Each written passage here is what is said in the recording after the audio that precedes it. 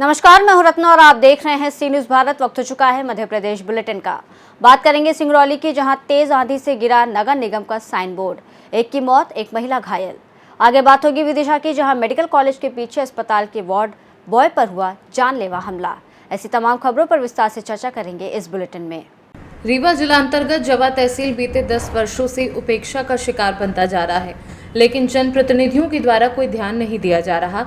जिनकी समस्याओं को लेकर ब्लॉक कांग्रेस कमेटी जवा के तत्वाधान में जवा चौराहे में चक्का जाम किया गया। उनकी मांगों में जवा ब्लॉक अंतर्गत खराब पड़े हजारों हैंडपंपों को बनवाया जाए, जल जीवन मिशन में कार्य कर रही एनसीसी कंपनी के घटिया निर्माण कार्य को जांच किया जाए, क्योंकि एनसीसी कंपनी के द्वारा बिना अनुमति के नेशनल हाईवे और ग्रामीण सड़कों को काटकर नष्ट किया जा रहा है। जिनके भ्रष्टाचार की एवं कार्यों की जांच कराई जाए। साथ ही मादक पदार्थों की अघोषित मंडी बने। जवा बाजार, ऊंचाडी सहित पूरे जवा तहसील के सभी गांवों में शराब एवं अन्य नशा की बिक्री जोरों पर है, परंतु शिकायत पर संबंधित थाना प्रभारियों के द्वारा ध्यान नहीं दिया जा रहा है। इसी तरह से बीआरसी कार्यालय जवा में मेंटेनेंस एवं कंटीजेंसी राशि में कमीशन खोरी की जांच करने तथा जवा अस्पताल में प्रसूति सहायता अटैच किए गए वाहन, रोगी कल्याण समिति की राशि एवं मेंटेनेंस के नाम पर किए गए भ्रष्टाचार की जांच, बिजली विभाग द्वारा मनमानी बिजली बिल देना एवं जनपद पंचायत कार्यालय जवा में की जा रही वित्तीय अनियमितताओं का खुलासा किया जाए तथा तहसील कार्यालय जवा में मनमाने तरीके से अधिकारियों की अनुपस्थिति की जांच कराई जाने को लेकर एसडीएम जवा के नाम तहसीलदार को ज्ञापन सौंपा गया। साथ ही चेतावनी दी गई कि यदि मांगे पूर्ण नहीं हुई तो उग्र आंदोलन किया जाएगा। आज जो आपने ज्ञापन दिया 5 मांग सूची को, कौन कौन सी थी और क्या? देखिए, मुख्य मांग तो क्षेत्र में हो रहे मादक पदार्थों के खिलाफ है, जो क्योंकि हर गांव में, हर गोमती में, हर ठेले पे मादक पदार्थ बिक रहे हैं, जिससे हमारी युवा पीढ़ी बर्बाद हो रही है। सबसे पहली बात। दूसरी बात, अस्पताल में भ्रष्टाचार है। तीसरी बात, बीआरसीसी कार्यालय में व्याप्त भ्रष्टाचार की जांच कराई जाए। चौथी बात, एनसीसी कंपनी द्वारा मनमाने तरीके से रोड को खोदा जा रहा है, तमाम पेड़ काटे जा रहे हैं, भ्रष्टाचार किया जा रहा है, मानक के विरुद्ध कार्य किया जा रहा है, उसमें कोई सुनने वाला नहीं है। यहाँ का जीएम जो है उसके खिलाफ उसकी जांच कराई जाए। चौथी बात, सबसे बड़ी बात है, यहाँ हजारों हजार हैंडपम्प खराब है। वहाँ पर ई और एसडीओ एसी पे बैठ के ठेकेदार का बिल बना रहे हैं और यहाँ पर क्षेत्र की जनता प्यासी मर रही है, नदी नालों का सहारा ले रही है, लेकिन कोई सुनने वाला नहीं है। आज शिकायत करते हैं तो 1 महीने बाद कोई उसमें सुनने के लिए तैयार नहीं है। ये कितनी बड़ी दुर्भाग्य की बात है। इससे अधिक दुर्भाग्य क्या हो सकता है कि भीषण गर्मी में भी जल की समस्या सर चढ़ के बोल रही है और कोई ध्यान देने के लिए तैयार नहीं है। यहाँ के तैयार हैं। अगर ये मांगे नहीं पूरी हुई तो आगे क्या?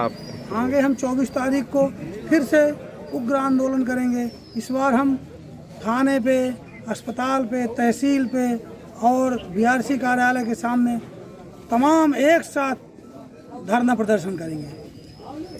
कौन से मेन मुद्दे थे आपके जो ज्ञापन में आपने अंकित किए हैं? हमने उसमें मुख्य मुद्दे हैं, सबसे ज़्यादा तो पानी का है। जो ये नल जल योजना है, आप सिर्फ देख रहे होंगे कि खुदाई हो रही है। पिछले 2 साल से मैं देख रही हूँ कि पाइप पड़े हुए हैं, पाइप लग नहीं पा रहे। जगह जगह पे ये बोला जाता है कि हम घर घर पानी देंगे। हमारे मुख्यमंत्री ये कहते हैं कि पानी हर घर में दिया जाएगा। सिर्फ योजना है और भाषण देते हैं, बस कार्यान्वित कहीं पे नहीं हो रही है। सबसे बड़ी समस्या ये है और बिजली की सबसे बड़ी समस्या है। आए दिन आप लोग देख रहे होंगे, आप लोग भी प्रभावित होंगे कि बिजली सुबह शाम कितने घंटे जो हमारे किसान हैं बिजली से परेशान हैं, प्रॉपर उनको सिंचाई नहीं मिल पा रहे हैं, मोटर नहीं चल पा रहे हैं। इस बहुत सारी समस्याओं को लेकर हमने आज यहाँ के जो क्षेत्रीय मुद्दे हैं, बिजली, पानी, रोड और चौराहे में जगह जाम होते हैं, आए दिन महिलाओं पे अत्याचार हो रहे हैं। इन सारी समस्याओं को लेकर हम लोग यहाँ पे धरना हो रहे हैं। आगे की क्या रणनीति आगे है? यदि इन क्षेत्रीय समस्याओं को लोग लेकर हम यहाँ पे आज इकट्ठा हुए थे, यदि इन समस्याओं को नहीं सुना जाएगा तो हम इसका बड़ा प्रदर्शन करेंगे आगे। जैसे आपने तहसीलदार को ज्ञापन दिया है, देना एसडीएम साहब को, तो एसडीएम साहब नहीं वो उपस्थित हुए, तो क्या इसमें कहना है आपका? अब एसडीएम साहब उपस्थित नहीं होंगे तो किसी अधिकारी को तो हमको देना है ना, इसलिए हमने तहसीलदार को दिया है। यहाँ सबसे गंभीर मुद्दा है, आपके पास प्रमाण है कि एसडीएम आज उपस्थित नहीं है? नहीं, यहाँ जैसे जनपद में सीओ प्रभार में है, बीआरसी नहीं बैठ रहे हैं, तहसीलदार कभी कभी बैठ रहे हैं, मतलब जनता आ रही है, परेशान हो रही है। इसको लेकर आपकी पार्टी क्या आगे चल के करना हमारी है? पार्टी जगह जगह पे, सिर्फ यहाँ पर सिरमौर में, जवा में बस नहीं है, पूरे प्रदेश में सरकार के खिलाफ, जो हमारे सीएम हैं मोहन यादव जी के खिलाफ जगह जगह पे जो अत्याचार हो रहे हैं, उसके लिए हम पूरे प्रदेश में प्रदर्शन कर रहे हैं और इसका विरोध कर रहे हैं। जिले में नशाखोरी और अवैध। रीवा से सी न्यूज़ संवाददाता अर्जुन तिवारी की रिपोर्ट। रीवा के कलेक्ट्रेट में आयोजित बैठक में भीषण गर्मी के दौरान बन रही पानी की समस्या से निजात दिलाने को लेकर चर्चा हुई। बैठक में सांसद रीवा, विधायक, जनप्रतिनिधि सहित अधिकारी उपस्थित रहे। बैठक के दौरान रीवा सांसद जनार्दन मिश्रा ने कहा, गांव में पड़ रहे पानी के संकट को दूर करने के लिए व्यवस्थाएं बनाई जा रही हैं, जिसके लिए खराब हैंडपंप को सुधारने, अन्य जल स्रोतों के माध्यम से पानी पहुंचाने को लेकर चर्चा हुई है। जिले में अल्प वर्षा होने के चलते अप्रैल माह की शुरुआत में ही पानी का संकट दिखने लगा है। सबसे ज़्यादा समस्या ग्रामीण क्षेत्रों में देखने को मिल रही है, जहां बोरवेल सूख गए हैं, जल स्तर घटने से हैंडपंप हवा दे रहे हैं। पानी की किल्लत लगातार ग्रामीण क्षेत्रों में बढ़ रही है, जो आने वाले कुछ माह में और भी ज़्यादा बढ़ जाएगी, जिसको लेकर रीवा कलेक्ट्रेट में बैठक का आयोजन हुआ, जिसमें जिले के जनप्रतिनिधियों सहित अधिकारी उपस्थित रहे और गांव-गांव तक पानी की व्यवस्था बनाने को लेकर चर्चा की गई। बैठक में अधिकारियों को निर्देशित किया गया कि खराब हैंडपंप को सुधारने का कार्य तेजी से किया जाए, ज़रूरत पड़ने पर मोटर लगाकर पानी की व्यवस्था बनाई जाए, साथ ही अन्य जल स्रोतों के माध्यम से भी पानी की किल्लत को समाप्त करने का प्रयास किया जाए। आप लोगों को लगता होगा कि आखिर रीवा में इतनी चित्कार क्यों, जब गवर्नमेंट की इतनी योजनाएं चल रही हैं पानी के लिए, ये योजना, ये कागज, ये पेन, ये पैसा, तो आखिर ये चित्कार क्यों मची है गाँव में? जब कहीं लूट होगा तो नीचे गड्ढा होगा, कहीं न कहीं कुछ गड़बड़ होती है तभी नीचे चीख पुकार मचती है। एक योजना है, एक वानगी बता रहे हैं, जल जीवन मिशन। इसमें हैंड पंपों की मेंटेनेंस, उनका प्रचार प्रसार, इन सब मामलों में यहाँ एक सत्ता का, मतलब ये मान लीजिए कि यहाँ के स्थानीय जो नेताजी हैं, उनका चरण बंदन करने वाला, उनका आशीर्वाद प्राप्त करने वाला, जो पहले भी यहाँ से सब इंजीनियर था, तो वो उसका वो था, क्या कहते हैं, NRLM, जब वो DPIP थी, एकदम अयोग्य आदमी, ABCD से कोई मतलब नहीं, काम से कोई मतलब नहीं, डीलिंग वही साईं राम, यही उठपटांग की बात है। और इसने 141 करोड़ का गबन करना है। अब वो फाइल, यहाँ एक ज्वाला और एक और दो हैं। ये ज्वाला किसी विनोद सिंह नाम से है सामने में, और कोई राजीव तिवारी है जो माननीय मंत्री जी का PA है, उसका ये NGO, ठीक है। इसकी शिकायत हुई, कलेक्टर रीवा ने, मैडम पाल ने एक समिति गठित की 5 सदस्यों की, जिसमें Sonali Dev IAS collector, RD Chaudhary, Pushpa Singh सहायक कोषालय अधिकारी, राहुल पटेल गेट 2, कशकांत शर्मा, ये 5 लोगों की कमेटी गठित हो।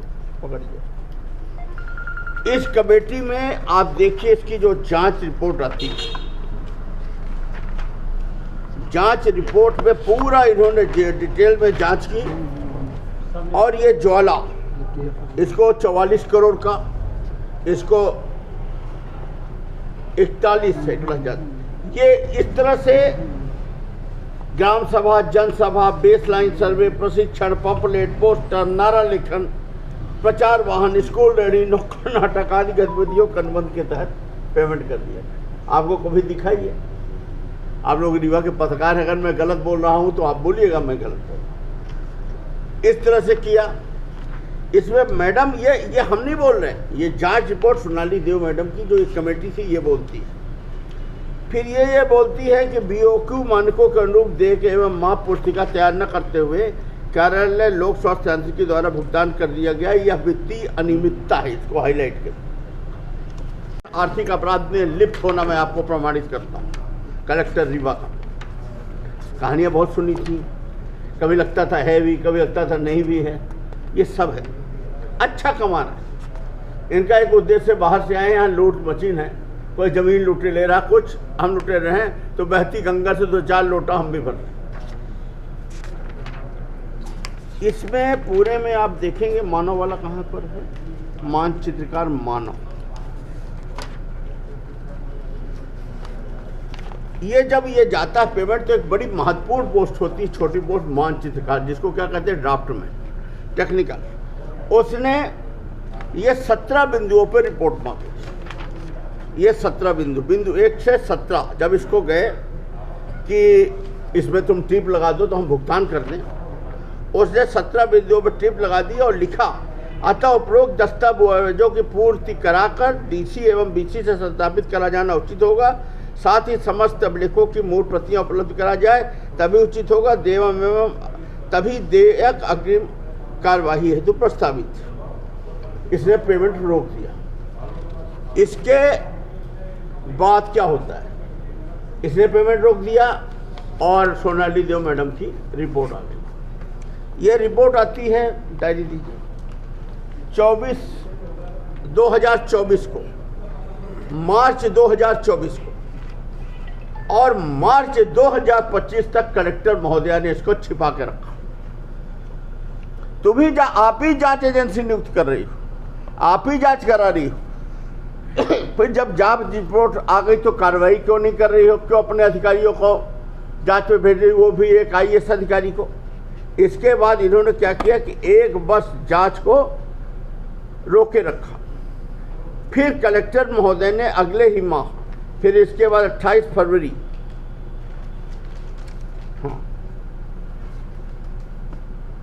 7/1/25 रिपोर्ट सर, इसके बाद 1 महीना बाद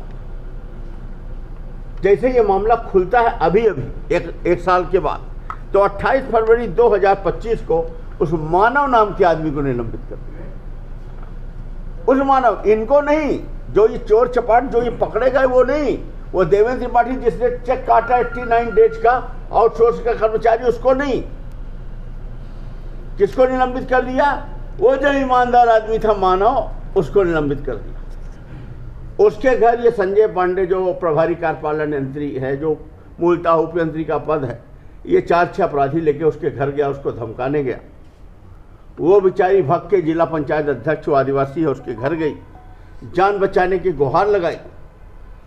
और कलेक्टर ने उसको क्यों निलंबित कर दिया, जब उसका कहीं से कहीं तक जिक्र नहीं। इकलौता वही एक आदमी है जिसका पूरे जांच रिपोर्ट में कहीं नाम नहीं, मतलब उसने सही से काम किया। मतलब कलेक्टर ने इसलिए निलंबित कर दिया कि कलेक्टर उस भ्रष्टाचार के राशि में पार्टनर थी और 1 साल तक रिपोर्ट दबाए थी। कलेक्टर को यह बुरा लगा कि इसने मानव ने क्यों लिख दिया, और आगे अब लूट कैसे होगी, जब तक वो संजय पांडे ने समझाया कि जब तक इसको नहीं हटाओगे तब तक कैसे लूट होगी, तो उसको निलंबित कर दिया। इसके बाद 28/3 को FIR, इसने 28 मार्च को संजय पांडे के विरुद्ध FIR दर्ज किया। क्या है FIR? जिसमें साफ लिखा है कि मेरे घर मारने आए। निकालो, इसमें हटा दो, थोड़ा मोटा है, फोटो सेट टाइप का। जांच समिति का अभिमत, संभागीय लेखाधिकारी श्री विकास कुमार एवं बिंदु एवं वर्णित अधिकारी। कौन कौन अधिकारी? बिंदु एवं वर्णित अधिकारी शरद कुमार सिंह, SK श्रीवास्तव, RK सिंह और ये संजय, क्या नाम है, संजय कुमार, ये जो अपना ई है वर्तमान पांडे। इनको अनियमिततापूर्ण भुगतान हेतु जिम्मेदार हैं। इनकी विभागीय जांच विभागीय जांच करते हुए प्राप्त निष्कर्ष के आधार पर विधि विहित कार्यवाही किया जाना जांच समिति एक मत से प्रस्तावित करती है। ठीक है। और संविदा दैनिक वेतन भोगी कर्मचारी जयशंकर प्रसाद त्रिपाठी और वेतन भोगी टाइपिस्ट, चेक राइटर, ऑडिटर, फला जल जीवन मिशन का मेंटेनेंस, ये पूरी रिपोर्ट आपके सामने है, ठीक। इसे अब दूसरा एक मानव करके, इसमें एक और चीज थी, एक और इसकी जांच रिपोर्ट होगी जिसमें मानव ने लिखा है 7 बिंदुओं पे मांगा है, पकड़िए। एक नियम था ग्राम सभा से अनुमोदन करवा, ग्राम सभा इस तरह होती है रीवा जिले में, देखो आप, ये ग्राम सभा, ये ग्राम सभा है, किसी का नाम लिख लो, एक अंगूठा मार लो। और सत्यापित कौन कर रहा? वही श्रीवास्तव, रायपुर में भी वही कर रहा, समरिया में भी वही कर रहा, चौथर में भी वही कर रहा, एक ही आदमी कर रहा, जबकि अलग अलग क्षेत्र के अलग अलग एसपी। पर चूंकि भ्रष्टाचार में वो पार्टनर है, उसने अपने रिस्क में कर लिया। अब ये जो अधिकारी जो 4-5 सोनाली देव मैडम ने लिखा है, दोनों ही, पहले शरद सिंह क्या नाम था वो, ये संजय और ये जो हैं, ये 3 वर्षों का खेल है, 141 करोड़ का। इसमें कोई कार्रवाई कलेक्टर ने नहीं की, केवल वो देवेंद्र करके जो डेली वेजेस का ऑपरेटर था, जैसे रीवा और धंधा इस समय चल रहा, उसको निलंबित दिखाया, संविदा कर्मचारी, लेकिन आप चले जाओ अभी वही काम कर रहा। और वो मानव बेचारा बलि का बकरा बन गया। ये पुलिस को ये रिपोर्ट दिए है, पुलिस को ये रिपोर्ट दिए है, देखिए पुलिस को, जिसने ये लिखा है कि निलंबन की धमकी, संजय पांडे द्वारा कूट रचित मानसिकता से निलंबित करा दिया गया मेरे, हाँ। और इसमें एक जगह ये भी लिखे हैं कि इसको धमकी उमकी दी गई, जात सूचक शब्दों से अपमानित किया। हमेशा इसको तू मानव क्यों लिखा है, तो किस जात का है, जात सूचक अपमानित। इस तरह से भ्रष्टाचार, इस तरह से अत्याचार, कलेक्टर का इस तरह से संरक्षण, चाहे शराब का धंधा हो, चाहे आपका ये क्या नान का घोटाला हो, या जो वेयर हाउसों में चिघाड़ मची है, लूट है, चाहे ये पीएचई का घोटाला हो, इन अधिकारियों की केवल एक योजना है कि रीवा से निकाल लो जितना निकाल लो। मेरे पास तो ऐसे ऐसे सबूत है, बता दूंगा तो जमीन खसक जाएगी।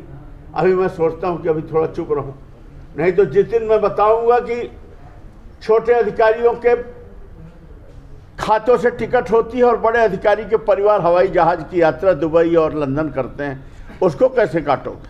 वो तो अकाउंट टू अकाउंट। तो जब आप इस स्तर पे गिर सकते हो तो पैसे कैसे नहीं लेते होगे, इसका क्या जवाब?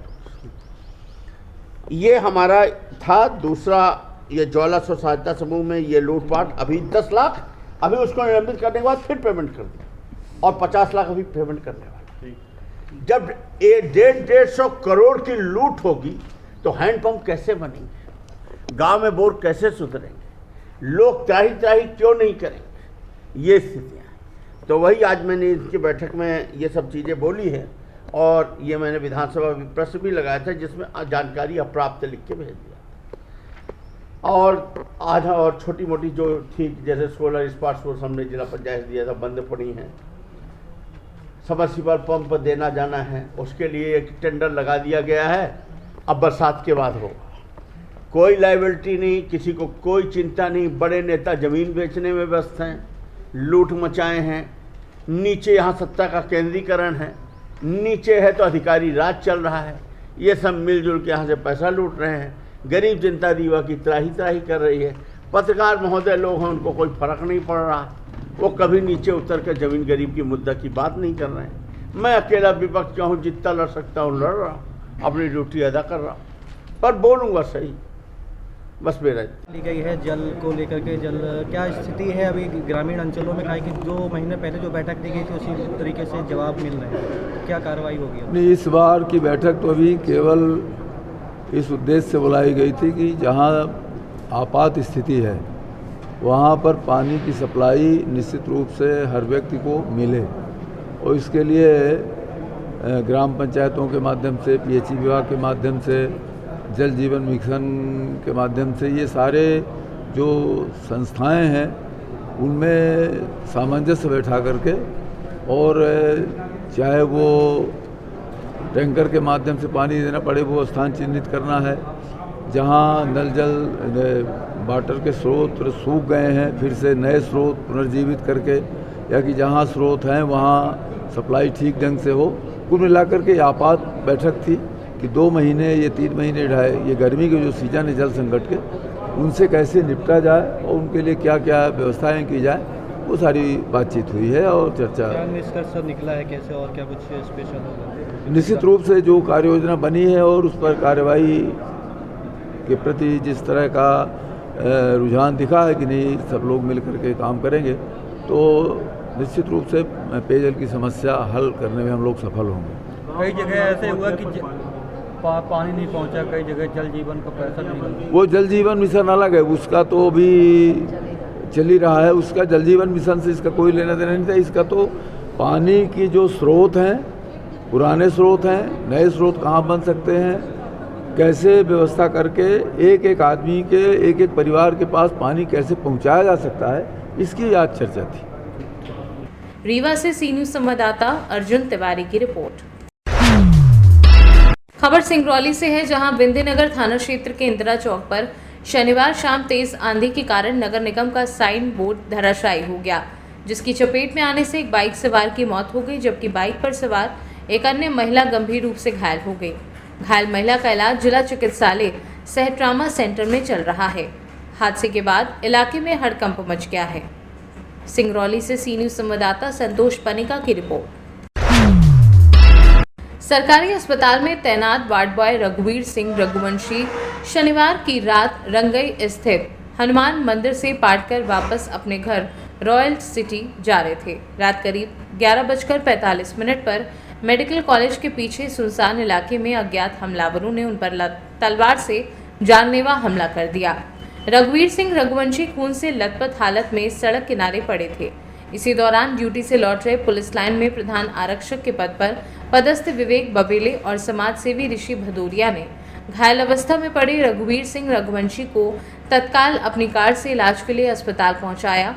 निजी अस्पताल से उनको सरकारी अस्पताल रेफर कर दिया। यहां पर प्राथमिक उपचार के बाद उनकी गंभीर हालत को देखते हुए भोपाल रेफर कर दिया। घटना की जानकारी लगने पर कोतवाली टीआई मौके पर पहुंचे और रात में ही घटनास्थल के आसपास लगे सीसीटीवी कैमरे की फुटेज को देखा। देर रात तक एक बाइक पर 3 लोग आते जाते हुए दिखाई दे रहे हैं, जिनके बारे में पुलिस जानकारी हासिल कर रही है। पुलिस इस मामले में अज्ञात हमलावरों पर जानलेवा हमला करने की धाराओं के तहत मामला दर्ज कर रही है। खैनचंद रखवार, जिला चिकित्सालय विदिशा में वार्ड बॉय के पद पर पदस्थ हूँ और मैं एक दिन ड्यूटी करके यहाँ से जा रहा था तो है ना ईदगाह चौराहे के पास मुझे वो थप्पड़ पीछे से मारते हुए चले गए और उन पर मोटरसाइकिल बुलेट है बिना नेम प्लेट की। और एक बार और है ना हमारे प्रभाकर जी हैं किस पोस्ट पे हैं? है ना कंपाउंडर के पोस्ट पे हैं, तो उनको भी है ना ये मेडिकल कॉलेज वाली रास्ता पे है ना उन्होंने लात मारते हुए गए थे, वो गिर गए थे। और तीसरी घटना अब ये हुई है, इन्होंने हमारे तीसरी घटना किसके साथ हुई है? ये हमारे रघुवीर दादा रघुवंशी जी हैं, वार्ड बॉय हैं, हाउस होल्ड कर्मचारी। वो मंदिर पे VIP ड्यूटी लगी थी उनकी, वहाँ से ड्यूटी करके घर जा रहे थे। घर जा कहाँ पे मारा है उनको? ये मेडिकल कॉलेज के है ना पीछे वाले रास्ते पे। किसको? रघुवीर दादा को। तो कहाँ है वो अभी? अभी भोपाल में है ना एडमिट हैं वो। तो ज़्यादा लग गई उनको? हाँ उनको बहुत लगी है और सीरियस हैं वो। कुछ काज हमारा है पता नहीं, ये धारदार हथियार है कोई। तो ऐसी घटना होती रहती हैं? हाँ ऐसी घटना हम लोग की हो चुकी है वहाँ पे, और भी है ना पहले बहुत सी हो चुकी है। विदिशा से सी न्यूज संवाददाता सुनील अग्रवाल की रिपोर्ट। फिलहाल इस बुलेटिन में बस इतना ही। देश और दुनिया की तमाम बड़ी खबरों के लिए देखते रहिए सी न्यूज भारत।